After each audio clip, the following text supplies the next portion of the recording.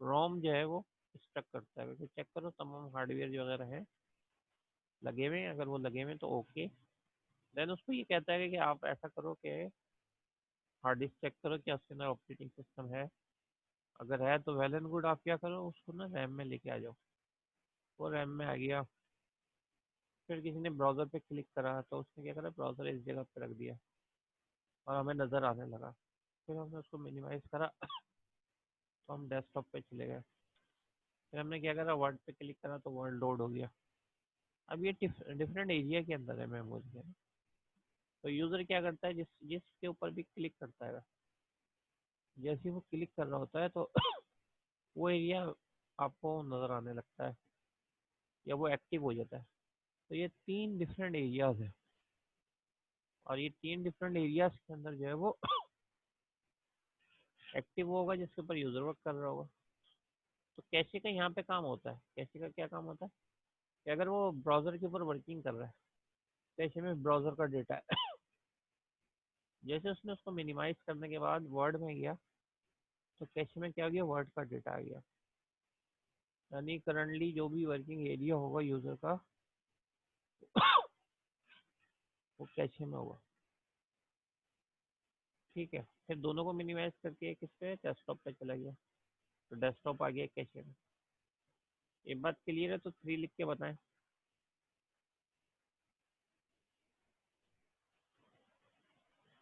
ठीक है, गुड।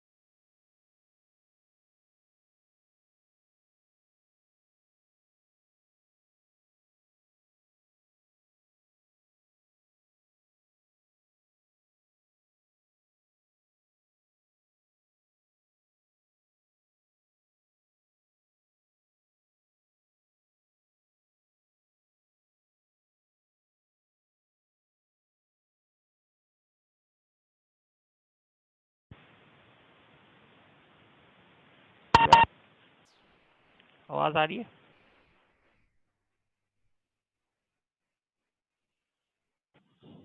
सही है। ए,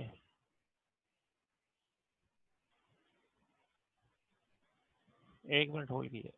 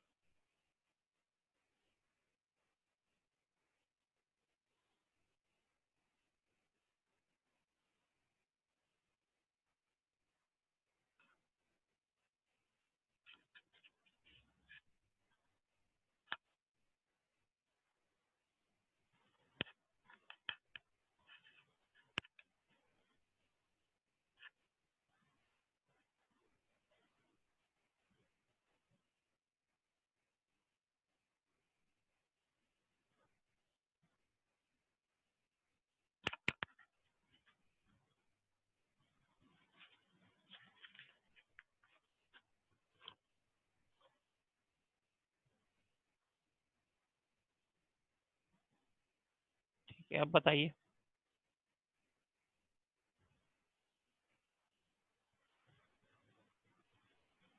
आवाज़ नहीं आ रही क्या? आ रही तो 1 लिखे ना।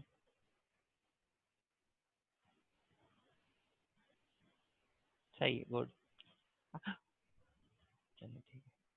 अच्छा, ये कैशे का ये काम होता है कि कैशे में देखें, ये क्या है, ये आपके पास जो है वो इस वक्त डेस्कटॉप है, ये जो ब्राउज़र है और उसके बाद ब्राउज़र के बाद ये वर्ड है। तो कैशे क्या करेगी, कैशे जो करंटली आप जैसे डेस्कटॉप पे है तो डेस्कटॉप के ऊपर आपका जो पॉइंटर रखेगी, यानी डेस्कटॉप का जो डेटा है वो यहाँ पे रखेगी। जैसे आपने शिफ्ट करा ब्राउज़र के ऊपर तो कैशे में ब्राउज़र का डेटा आ जाएगा। बस वो ये करती है कि जहाँ पे भी आपका करंट एरिया है ना, तो वहाँ पे वो वर्किंग कर रही होती है। ठीक है। अच्छा, काफ़ी चीज़ हमने देख ली वैसे इसके अंदर कि कैसे जो प्रोग्राम एग्जीक्यूट होता है, कैसे जो फैच डिकोड एग्जीक्यूट होता है, ये भी देख लिया हमने कि डिवाइस ड्राइवर क्या होता है और डिवाइस कंट्रोलर क्या होता है। ठीक है। पोर्ट भी हमने देख लिए है, और किस तरीके से जो है बूट अप करता है पूरा कंप्यूटर सिस्टम। बहुत सारी चीज़ें देखनी है। अब ये क्या है, ये हमने तो देख ली है, और कोशिश मैंने की स्लो भी बताऊं, और साथ में जो है वो ये भी कोशिश की कि रिपीट भी करूँ। लेकिन मकसद ये है कि आप उसको ज़हन में कितना रखते हैं, वो उतना ही आपके काम आने वाला है। ऐसे कि आगे आगे जैसे हम चलते रहेंगे, वैसे वैसे जो है वो ये बात क्लियर होती चली जाएगी। ठीक है। अच्छा, जनरली ये है कि सॉफ्टवेयर जो है वो डिवाइड होता है हमारे पास दो कैटेगरी में, मेन जो कि दो कैटेगरी में। सही है। एक जो है वो होता है आपके पास सिस्टम सॉफ्टवेयर। सिस्टम सॉफ्टवेयर जो है हार्डवेयर से रिलेटेड होता है। जैसे ऑपरेटिंग सिस्टम अगर ना हो तो हार्डवेयर आपका कंप्यूटर का चल ही ना सके ना, तो वो आपके पास जो है वो हार्डवेयर से रिलेटेड होता है। और ऐसे ही जो है वो हमारे पास होता है एप्लीकेशन सॉफ्टवेयर। वो जो होता है वो तमाम का तमाम आपके पास यूज़र से रिलेटेड होता है। तो यहाँ पे ये आ जाए एप्लीकेशन सॉफ्टवेयर, इसका मतलब ये यूज़र की बात हो रही है। और यहाँ पे आ जाए सिस्टम सॉफ्टवेयर, तो ये एप्लीकेशन की ये सॉरी हार्डवेयर की बात हो रही है। तो हार्डवेयर सिस्टम, क्योंकि सिस्टम या कंप्यूटर सिस्टम को कहते हैं, तो हम कंप्यूटर हार्डवेयर की बात कर रहे हैं। और एप्लीकेशन इसको कहते हैं कि यूज़र की वर्किंग को एप्लीकेशन कहते हैं ना। तो उसमें जैसे वर्ड टाइपिंग है, तो ये एम एस वर्ड आ गया। अब एम एस वर्ड जो है ना कहीं पे भी हार्डवेयर को कंट्रोल नहीं कर रहा होता, तो इसलिए इसको हम नहीं ले सकते। ऑपरेटिंग सिस्टम जो है वो पूरे हार्डवेयर को कंट्रोल कर रहा होता है, तो उसको हम सिस्टम सॉफ्टवेयर के कैटेगरी में लेके आ जाते हैं। स्प्रेडशीट या एक्सेल जो है वो टोटली कहाँ पे वर्क कर रही होती है, यहाँ पे वर्क कर रही होती है। ठीक है, क्योंकि वो कैलकुलेशन करके देती है यूज़र की, तो इसलिए इस तरीके से जो ग्राफिक्स है, जैसे पेंट ब्रश वगैरह है, तो वो यूज़र की, वो कोई हार्डवेयर की कंट्रोलिंग नहीं कर रही होती। ऐसी जो डेटाबेस है जो कि डेटा स्टोर कर रहा होता है आपका तमाम फेसबुक पे और सो ऑन, तो वो डेटाबेस कहलाता है। तो डेटाबेस भी जो है वो आपका यूज़र ही का डेटा स्टोर कर रहा होता है वो, तो इसलिए उसको भी जो है हम काउंट करते हैं एप्लीकेशन सॉफ्टवेयर में। अच्छा, लैंग्वेजेस, क्योंकि आपके पास ऐसे सॉफ्टवेयर बनाती हैं जो कि ऑपरेटिंग सिस्टम भी होता है और एंटीवायरस भी बनाती हैं, मतलब उसमें इन्वॉल्विंग हो जाती है हार्डवेयर की, इसलिए लैंग्वेज को जो है हमेशा सिस्टम सॉफ्टवेयर के अंदर रखते हैं, क्योंकि उससे सिस्टम सॉफ्टवेयर जो है वो बनता है।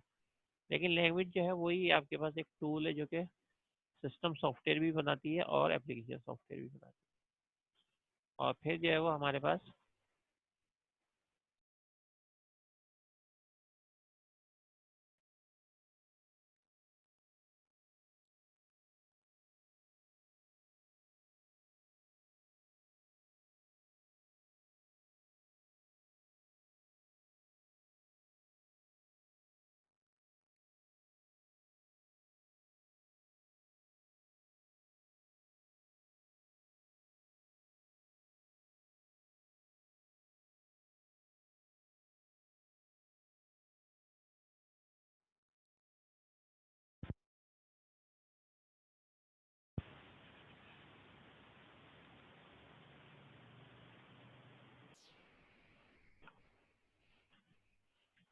ठीक है, थैंक यू, ये आप लोगों ने सिग्नल दे दिया था, अंदाजा हो जाता है।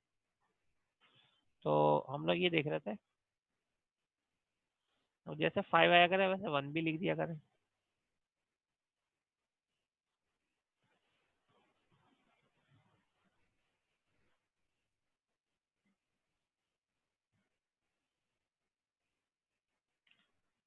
तो ये जो है जैसे एंटीवायरसेस है, ये आपके पास सिस्टम सॉफ्टवेयर में आ जाते हैं।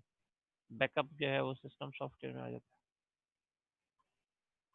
है। हार्ड डिस्क के ऊपर जो है हमें बैकअप करना पड़ रहा होता है ना, तो इसलिए उसमें हार्ड डिस्क जो वो हार्डवेयर में आ जाता है। फिर हमारे पास जो है वो लैंग्वेजेस है, लैंग्वेज भी फर्दर कैटेगराइज होती हैं। जो पुरानी लैंग्वेज होती थी उनको लो कहते थे, फिर उससे बाद में जो आई उनको हाई कहा, फिर उससे जो बाद में आई वो मिडिल कहलाई, फिर जो आजकल चल रही है वो कहलाती है वेरी हाई। तो लो लेवल जो है पुरानी वो मशीन लैंग्वेज होती थी और असेंबली होती थी। यानी 0110 की फॉर्मेट के अंदर होती है, ठीक है।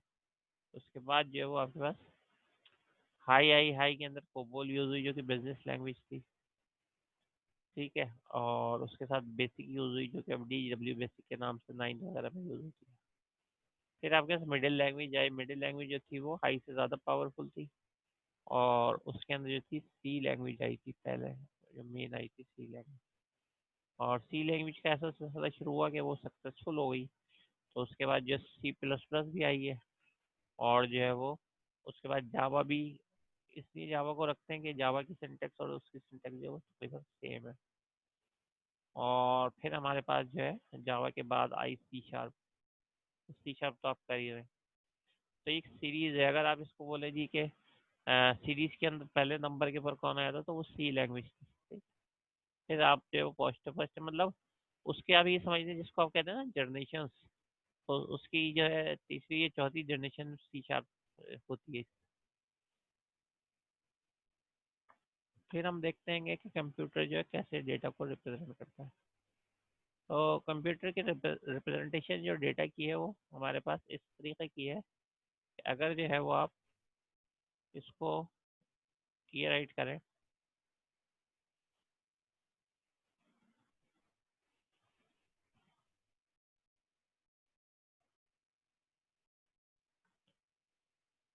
अच्छा, ये जो है ये बिट्स की हवाले से चले, ये बिट्स के हवाले से आई है, तो बिट्स के हवाले से भी मैं आपको बता देता हूँ।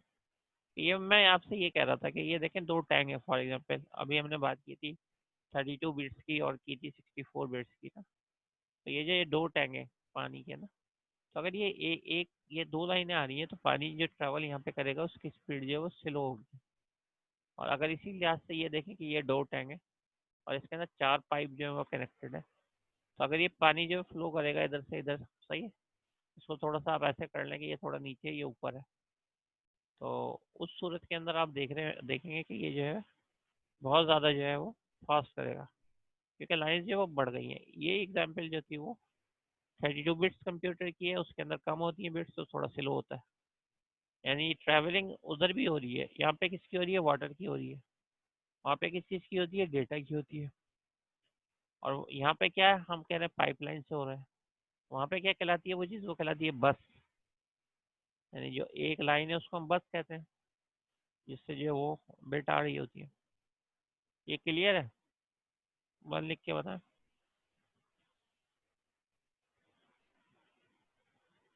सही है, ठीक है, थैंक यू। अच्छा, अब जो है वो हम बात ये कर रहे थे वहाँ पे कि कैसे जो रिप्रेजेंट होता है। तो रिप्रेजेंट होने का तो पहली बात तो ये है हमारे पास कि ये है, हमारे पास एक ए है। अब ये किस तरीके से रिप्रेजेंट होगा, ये जो है कंप्यूटर के अंदर जो है इस फॉर्मेट के अंदर होगा, ठीक है। लेट सपोज ये हो गया, तो कितनी हो गई, 4 बिट्स हो गई। और ये हो गया, ये मैं एग्जाम्पल के तौर पे कोई नंबर लिख रहा हूँ, सही है। ये कितनी हो गई, ये 4 बिट हो गई। ये 4 बिट्स हो गई हैं, और ये 4 बिट्स हो गई, ठीक है। ये 0 और 1 एक्चुअली मिल गया है, इसकी वजह से ये प्रॉब्लम आ रही है। ट्राई करते हैं कि ये जब हो जाए, ठीक है। अब आप देख लें कि 8 बिट्स मिलके जो है क्या बनती है, वो 1 बाइट बनती है। तो एक बाइट से ना एक करेक्टर रिप्रेजेंट होता है। यानी ए है तो वो 8 बिट से बनेगा, बी है तो वो 8 बिट से बनेगा, सी है तो वो 8 बिट से बनेगा। तो कंप्यूटर जो है वो ऐसे रिप्रेजेंट करता है डेटा की। हम जो कीबोर्ड के ऊपर एक्चुअली ए लिखते हैं तो ए आ जाता है, कीबोर्ड पे ए करा, MS वर्ड में काम कर रहा है तो ए आ गया। लेकिन एक्चुअली क्या हुआ, एक्चुअली ये हुआ कि उसका कोड जनरेट होता है कीबोर्ड पे, और वो बाइनरी में होता है। इस बाइनरी नंबर को, ये कांस्टेंट नंबर होता है, ए के लिए एक ही नंबर होगा हमेशा, बी के लिए होगा, तो जिससे कंप्यूटर को ये पता चल जाता है कि यूज़र ने ए प्रेस किया या बी प्रेस किया। तो अगर आप वर्ड में वर्किंग कर रहे होते हैं तो कोई ए प्रेस करता है तो उसके जो है कीबोर्ड कंट्रोलर होता है। अब ये क्या बात हो गई, ये वो वाली बात हो गई जो हमने कहा कि हर डिवाइस होगी तो उसका कंट्रोलर होगा। तो VGA कंट्रोलर, डिवाइस कंट्रोलर किसका है, मॉनिटर का है। तो कीबोर्ड के अंदर जो कंट्रोलर है उसको क्या बोलते हैं, कीबोर्ड कंट्रोलर। ये कीबोर्ड के अंदर होता है, सही है, इसलिए आपको विजिबल नहीं होता। जब आप कीबोर्ड खोलते हैं तो उसमें कीबोर्ड कंट्रोलर आपको विजिबल होता है। एक्चुअली वो कंट्रोलर भेज रहा होता है सिग्नल्स ना कंप्यूटर में।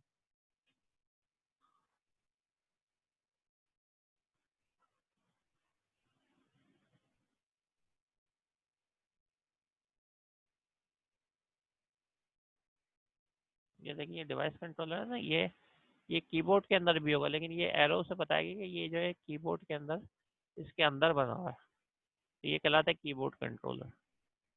माउस के अंदर भी होता है, सही है, माउस जब आप ओपन करते हैं तो उसमें भी कंट्रोलर होता है। इसका कंट्रोलर क्या होता है, इसका वीजीए कार्ड होता है।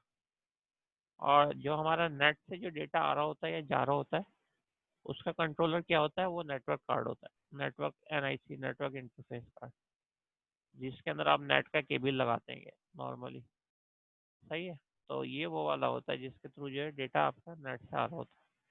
लेकिन ये किस चीज़ का कंट्रोलर है, ये आपके पास जो है वो जो नेटवर्क, यानी कि नेटवर्क से किसी भी नेटवर्क से आप कनेक्टेड होंगे, और उससे जो कनेक्टिविटी प्रोवाइड करता है वो एक कार्ड करता है।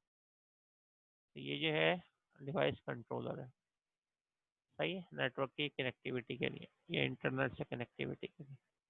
ये बात क्लियर है, तो टू लिख दीजिए।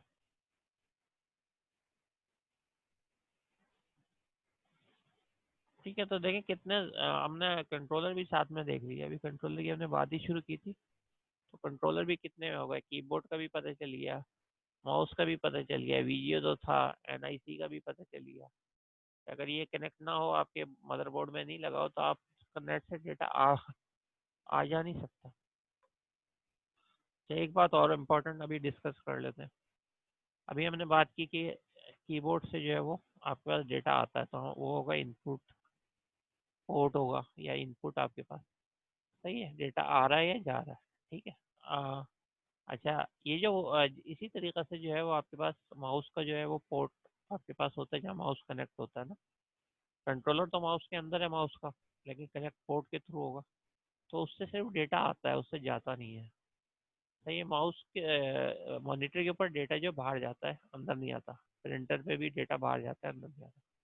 लेकिन ये जो आपके पास पोर्ट है एनआईसी का, ये जो है इनपुट आउटपुट होता है, इससे डेटा आता भी है, इससे डेटा जाता भी है। तो पोर्ट की जो है वो तीन टाइप होती है, या तो खाली इनपुट होते हैं, या खाली आउटपुट होते हैं, या दोनों होते हैं, इनपुट भी होते हैं और आउटपुट भी होते हैं। अच्छा, नेट वाला इनपुट और आउटपुट कैसे है, जब आप किसी को मेल सेंड करते हैं, तो वो आपके कंप्यूटर से बाहर जाती है इंटरनेट पे, और जब आप कोई चीज़ रिसीव करते हैं, तो वो आपको इन साइड आती है ना, या आप डाउनलोड कर रहे होते हैं, तो डाउनलोड ये दूसरे सर्वर से डेटा आपके कंप्यूटर पर डाउनलोड हो रहा होता है, ठीक है। तो वो क्या होता है, वो आपके पास जो डाउनलोडिंग हो जाती है, और आप अपलोड भी करते हैं कोई फाइल वगैरह, तो वो अपलोडिंग हो जाती है। तो इसका क्या मतलब है, इसका ये मतलब है कि कुछ पोर्ट्स ऐसे होते हैं जो इनपुट भी होते हैं, यानी डेटा आपके पास इन भी हो रहा होता है, और आउटपुट भी होते हैं कि डेटा जो है वो बाहर भी जा रहा होता है। मॉनिटर में ये केस नहीं हो सकता, क्योंकि उसमें डेटा खाली जा सकता है। ठीक है, ये बात अगर क्लियर है।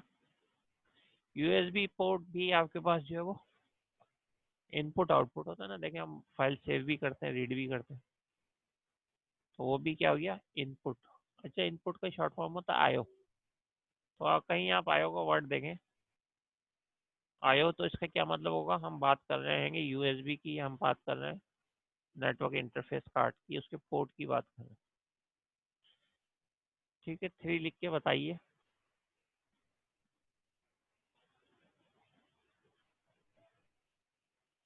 ठीक है, तो पोर्ट्स के हवाले से भी हमें काफ़ी क्लियर होते चला जा रहा है ना। अच्छा, तो डेटा रिप्रेजेंट कैसे होता है, बाइनरी में होता है। ये कोड होता है, और ये कोड जो है, कोई ए प्रेस कर रहा है तो वो ए का कोड जा पाएगा।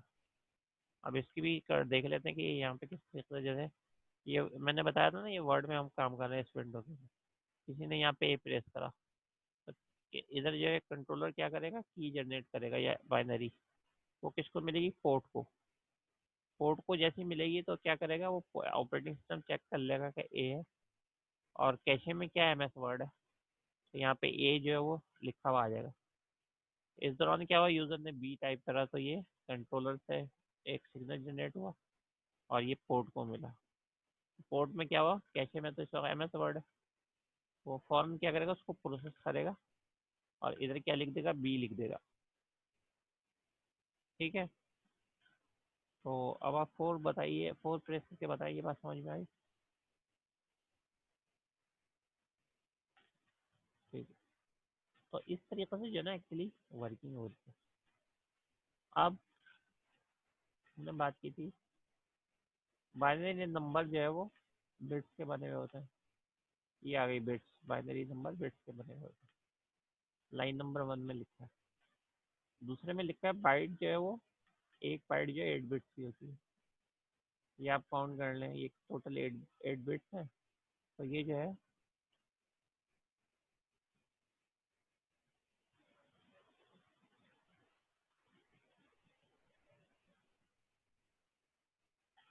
ये जो आपने एडम क्वेश्चन किया है, ये मेरी समझ में नहीं आ रहा कि आप बोल रहे हैं कि 1 अगर प्रेस करें तो फिर वो 1 कैसे, 1 का भी कोड होगा ना, 2 का भी कोड होगा, सबके मुख्तलिफ कोड होते हैं। अभी मैं अभी और तफसील बताऊंगा ना।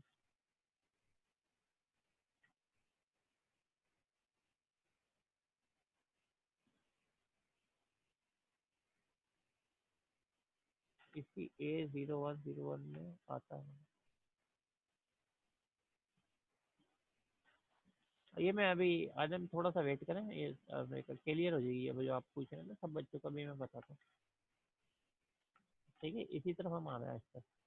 तो ये जो है ये कंप्लीट एक की, कंप्लीट 8 बिट्स की जो है वो होती है। ठीक है, तो ये हमारे पास जो है एक बाइट कहलाती है। एक बाइट जो है ये जैसे फॉर एग्जाम्पल ये, अब ये कम्प्लीटली जो है पूरा का पूरा ए ही है ये। अब ये जब तक एक साथ होता रहेगा ए, यहाँ ज़रा सी भी चेंज भी हो सकता है कि यहाँ पे 0 हो तो ये बी का हो जाए। सही है, तो ये पूरा एक यूनिट लेता है 8 बिट्स का, जिसको हम एक बाइट का, और ये एक करेक्टर करता है। अब करेक्टर क्या है, ए बी सी डी, हर एक करेक्टर है। ए एक अलग करेक्टर है, बी एक अलग है, सी अलग है, डी अलग है। ठीक है, अच्छा, बस ये है अभी फिलहाल समझने के लिए, ये जो अभी मैंने कहा था कि ये तो हमें पता चल गया कि एक बाइट का होता है, 8 बिट्स का होता है करेक्टर। लेकिन अगर 32 बिट्स की है मशीन तो वो ज़रा प्रोसेसिंग स्लो करेगी, 64 की है तो वो फास्ट करेगी। ठीक है ना, इसका मतलब ये है कि अभी मैं एक आइडिया देने के लिए बता रहा हूँ कि 32 बिट्स मशीन का क्या मतलब, 4 बाइट। अच्छा, ये जब भी बिट में आए और आपसे कहा जाए इसको बाइट में कन्वर्ट करें तो आप 8 से डिवाइड कर लें। 32 को 8 से करेंगे तो 4 बाइट बन जाएगा, 64 को आप 8 से करेंगे तो 8 बाइट बन जाएगा। तो इसका मतलब है कि ये जो 32 बिट मशीन होती है, इसकी इतनी स्पीड होती है कि ये 4 जो है वो करेक्टर एक साथ प्रोसेस कर सकती है। और 64 बिट जो मशीन होती है इसकी होती है कि ये जो 8 करेक्टर एक साथ प्रोसेस कर सकती है, इसीलिए इनकी स्पीड में जो फर्क आता है। अच्छा, मेजर करते हैं, जाहिर बात है मेजरमेंट होनी चाहिए जैसे कि नॉर्मली होती है मेजरमेंट। जब हम करेक्टर का मतलब मैंने बताया ना, जैसे ए एक करेक्टर हो गया, बी एक अलग करेक्टर हो गया, सी एक अलग करेक्टर, तो ए बी सी डी को करेक्टर कहते हैं। अगर मैं बोलूँ ए बी सी तो ये 3 करेक्टर हैं।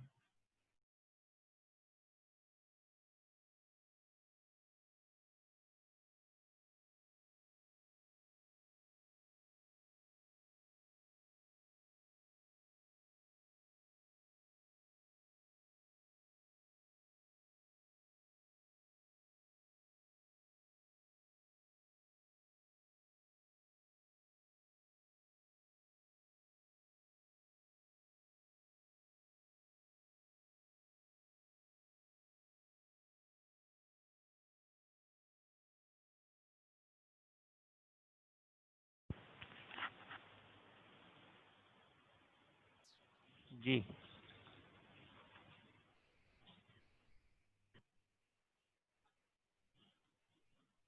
अगर आप ये बोलते हैं ना, जैसे हम बात करते हैं किलो, तो किलो कितना होता है, 1000 किलोग्राम को कहते हैं। तो यूनिट हो जाता है। यूनिट का मतलब खास स्टैंडर्ड हो जाता है कि ये 1 किलो आप बोलते हो, तो 1 किलो जो वो चीज़ आप खरीद लेते हो उसको भी पता है 1 किलो का क्या मतलब है, आपको भी पता है। तो 1 kg का एक वेट होता है, ऐसे 1 लीटर का आपको पता है क्या होता है। तो ऐसे जो है वो जो स्टैंडर्ड है मेजरमेंट के डेटा को मेजर करने के, वो होता है बाइट्स के। आप बाइट्स के अंदर कर रहे हो, लेकिन बाइट तो आपके पास पता है कि एक बाइट हो गई यानी एक करेक्टर हो गया। अब अगर आप बात करो तो 1,000 की, तो वो कहलाता है 1 किलो बाइट। इसका मतलब 1,000 करेक्टर है आपके पास।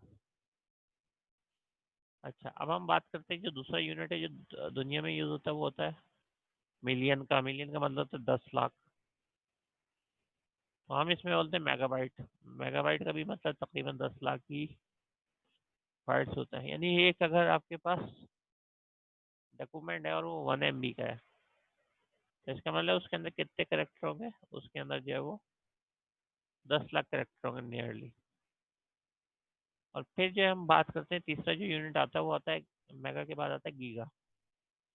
गीगा को जो है हम वैसे जो अपनी लैंग्वेज में कहते हैं बिलियन। मिलियन के एम फॉर मिलियन। मिलियन के बाद होता है बी फॉर बिलियन। तो बिलियन हम कहते हैं। और बिलियन का मतलब होता है 1 अरब। सही है, तकरीबन 1 अरब। तो अब जब हम इसमें बात करते हैं कंप्यूटर के अंदर, तो हम बिलियन नहीं कहते, हम कहते हैं गीगा। सही, गीगा बाइट्स, इसका मतलब 1 बिलियन बाइट्स। इसका मतलब 1 अरब बाइट। मैं रिपीट करता हूँ, जब आपके पास सिंपल 1000 बाइट आपको कहना होता है तो आप कहते हो 1 किलो बाइट। जब 10 लाख की बात करना चाह रहे होते हो तो आप कहते हो 1 मेगाबाइट। और जब 1 बिलियन या 1 अरब की बात करते हो तो कहते हो 1 गीगाबाइट। अगर क्लियर है तो 2 प्रेस करें।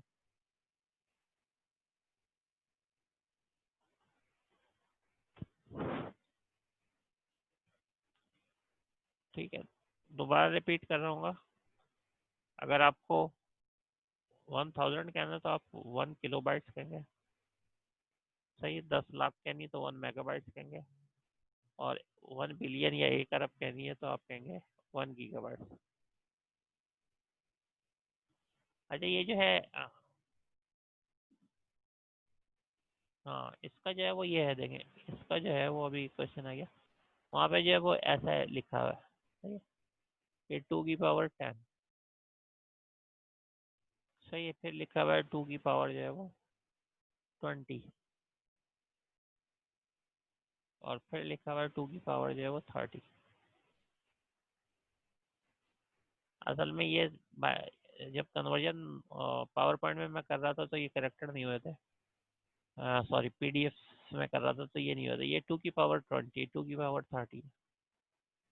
सही है, तो इसकी वजह से जब आप इसको कैलकुलेट करेंगे, कैलकुलेटर में भी रखेंगे, ये 2 की पावर 10 है, तो ये बनेगा 1024। ठीक है मुबशर, असल में ये लिखा हुआ है वहाँ पे। ठीक है, तो इससे कंफ्यूज नहीं होइएगा। ये दोबारा अगर आपके सामने है, ये जो है 2 की पावर 20 है, 2 की पावर 30 है। और जब हम कन्वर्ट करते हैं तो ये बन जाता है, यानी ये वाले फिगर्स बन जाते हैं, ये जो आपके पास फिगर लिखे हैं। अच्छा, कितने अभी हैं हमारे पास? 5 मिनट। अच्छा, सेल जो है वो हम किसको कहते हैं? सेल जो है अभी हमने जो बात की थी, ये वाली जो बात की थी, पिक्चर में फिर जाएंगे। ये देखें, ये मेमोरी है, ये बहुत बड़ा एरिया है।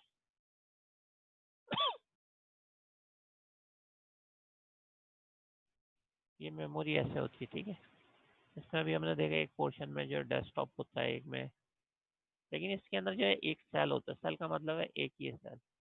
इसमें होता है A=5, let suppose values store होती है। तो ये जो आपके पास एक यूनिट है, इसको कहते हैं हम सेल, SELL। ठीक है। अच्छा, इसका एड्रेस होता है। एड्रेस का क्या मतलब है कि ये हमारे पास ये एक और है, लेट सपोज इसका एड्रेस ये 1 है। ठीक है, ये एड्रेस 1 है, तो ये 2 हो जाएगा, फिर ये 3 हो जाएगा।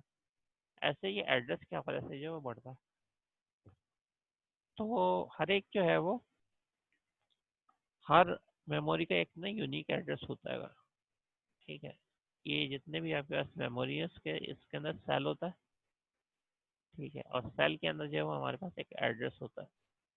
ये समझ लें कि ये सेल्स है, यानी ये तो आपके पास वो पोर्शन है जो कि अभी हम जाहिर कर रहे हैं कि ये एक में जो पूरा ऑपरेटिंग सिस्टम है, एक में इस तरीके से, लेकिन इसके अंदर जो है वो आप ये देख लेंगे इसकी नंबरिंग होगी कि जैसे वहाँ से स्टार्ट करना, तो 0 1 2 3। अब वो जाहिर बात है इसके अंदर तो आईसीज होती हैं, आईसीज में बिलियंस होती हैं, शायद 100 नज़र तो नहीं आ सकते, लेकिन ये नंबरिंग होती है बिल्कुल ऐसी जैसे आप जो है वो, अगर मैं आपसे ये कहूँ कि यहाँ पे जो है वो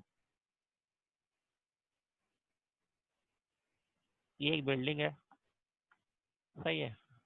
अच्छा बिल्डिंग के अंदर क्या है, बिल्डिंग के अंदर ना ये जो है ब्लॉक्स है, फॉर एग्जांपल ये 3 ब्लॉक्स की बिल्डिंग है, ठीक है, और हर ब्लॉक के अंदर जो है, हर ब्लॉक के अंदर फर्ज करें कि फ्लैट्स है, और ये भी सपोज कर लेते हैं कि ये पहला फ्लैट है, ये दूसरा फ्लैट है, और ये आखिरी वाला जो है ना ये समझ लें 100 है। ऐसे ही यहाँ पे दोबारा फ्लैट 1 हो रहा है, फ्लैट 2 हो रहा है, और ये जो है ये आपके लास्ट वाला 100 है। ऐसे ही जो है फ्लैट 1 है, फ्लैट 2 है, ब्लॉक सी में, और लास्ट वाला जो है वो 100 है। ब्लॉक ए हो गया, ब्लॉक बी हो गया, ब्लॉक सी हो गया। अब फर्स्ट है इसके ऊपर कोई एड्रेस ही नहीं डालें, और इसके अंदर जो है ना आपके रिश्तेदार कोई रहता है, तो आप गेट के ऊपर यहाँ जाके पूछे कि मेरा यहाँ रिश्तेदार रहते हैं, मैं जो हूँ मिलना चाहता हूँ, तो क्या वो मिल सकेगा रिश्तेदार जब इतने फ्लैट होंगे तो? मतलब जैसे आप डायरेक्टली जाते हैं ऐसे मिल सकेगा? नो का, हाँ, 0 का मतलब नो है, सही है। तो इसका क्या मतलब है, इसका मतलब ये है कि आप जो है वो एड्रेसिंग करते हैं कि जी ये हमारे पास जो ब्लॉक है, ये हमारे पास ए ब्लॉक है, ए के अंदर जो फ्लैट नंबर लेट सपोज 30, इस पे जो है वो हमारा जो मतलब रिलेटिव रहता है, ये बी है, ये सी है, तो इसलिए जो है ये कंप्यूटर भी ऐसे एड्रेस के ऊपर जो है वो वर्किंग कर रहा होता है, ठीक है। हर सेल का, यानी हर सेल हम यहाँ कह रहे हैं फ्लैट नंबर को या फ्लैट को कह रहे हैं, तो हर एक का जो है एक एड्रेस होता है, और उस एड्रेस के ऊपर जो कंप्यूटर एक्सेस कर लेता है या वहाँ से वैल्यू लेके आ जाता है, ठीक है। अगर क्लियर है तो 2 लिख के बता दें।